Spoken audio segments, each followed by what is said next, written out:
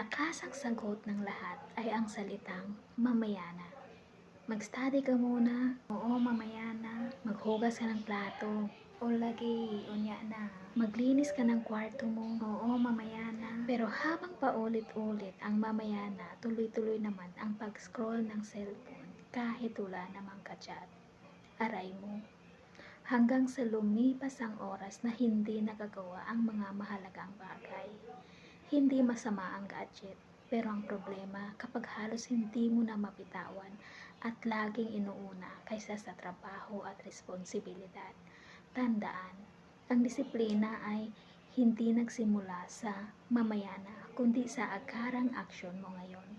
Kapag marinig mo ang sarili mo na nagsasabing mamaya na, itanong mo, alin ba ang mas mahalaga? Ang ilang minuto na sinayang ko sa pag-scroll na walang resulta o gagawin ko kaagad matatapos ko na at may resulta pa?